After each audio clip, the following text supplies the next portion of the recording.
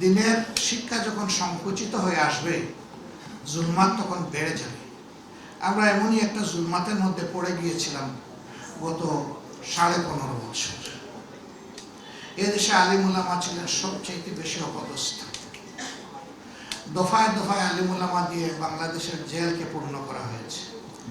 দাগি, খুনি, রাহাজানির নায়ক, ধর্ষক, চোর, বাটপা, লুটেরা, তারা বুক ফুলে দাপিয়ে বেড়াতো বাংলাদেশের রাজপথে।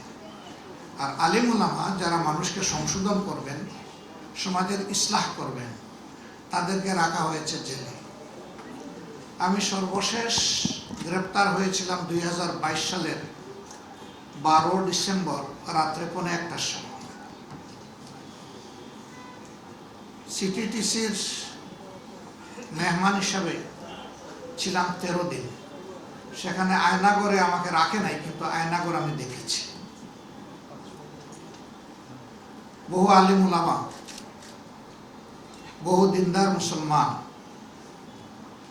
কেউ 14 মাস, কেউ 10 মাস, কেউ 8 মাস, মিনিমাম পেয়েছিলাম 2.5 মাস, তাদেরকে এখানে রাখা হয়েছে।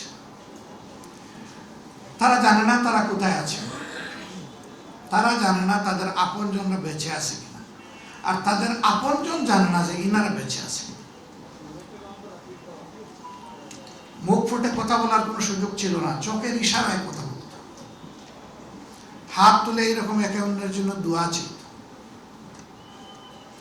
এরকম একটা শ্বাসরুদ্ধকর পরিবেশ ছিল, বিশেষ করে উলামায়ে কেরামের জন্য। এখানে আলিয়া আর কওমের কোনো বাস বিচার ছিল না। যিনি ইলমে দ্বীনের খেদমতে থাকবেন, যারই পছন্দ হয়নি তারই ঠিকানা এরকম হবে। 13 দিনের পরে কোর্টে আবার নেওয়া হলো, কিন্তু আদালতে তোলা হলো না।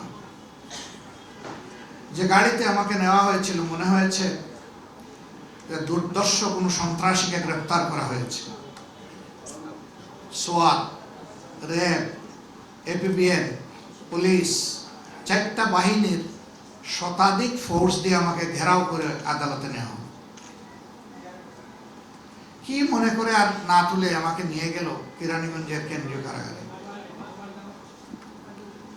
5 দিন সেখানে থাকার পরে আমাকে স্থানান্তর করা হলো কাশিমপুর হাই সিকিউরিটি নামে যে জেলটার কথা আপনারা শুনেন, বাংলাদেশের নিকৃষ্টতম দুনিয়ার ছোট্ট জাহান্নামে। এর চাইতে খারাপ কোনো জেল বাংলাদেশে নেই। নেওয়ার সময় গাড়িতে আমরা 38 জন মানুষ ছিলাম। আমাকে পছন্দ হয় নাই কি কারণে আমি জানি না, আমি ছাড়া বাকি সকলের হাতে হ্যান্ডকাপ, পায়ে বেড়ি। এর মধ্যে কয়েকজন বিজ্ঞ বয়স্ক আলেমও ছিলেন। একজন আমাকে বললেন, আমি প্রথম দিন আপনার জন্য কিছু হাদিয়া পাঠিয়েছিলাম, আপনি কি পেয়েছিলেন? আমি বললাম, আল্লাহু আকবার, আপনি তাহলে আল্লাহর সেই ফেরেশতা। সেই দিন আমি খালি হাতে কেরানীগঞ্জে ঢুকেছিলাম বৃষ্টি ও জোর দ্বারায়, আর দিনটা ছিল 25শে ডিসেম্বর, কনকনে শীত, শীতে জমে যাওয়ার উপক্রম।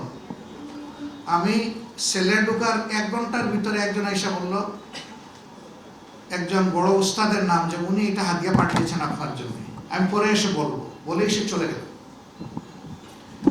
আমি আলহামদুলিল্লাহ করলাম, খুলে দেখলাম আমার জন্য ওই সময় যা প্রয়োজন সব এখানে পাঠানো হয়েছে। আল্লাহু আকবার। আমি মনে মনে আল্লাহর এই বান্দার শুকরিয়া আদায়ের অপেক্ষা করছি। গাড়িতে উঠে হাতে হ্যান্ডকাপ আর পায়ে বেড়ি পরা, মাথায় পাগড়ি, এই উস্তাদ যখন আমাকে বললেন যে আপনি কি আমার হাতে এটা প্রথম দিন পেয়েছি, আপনি আল্লাহর সেই ফেরেশতা কিনা, বলেই আমি কাঁদতে শুরু করব।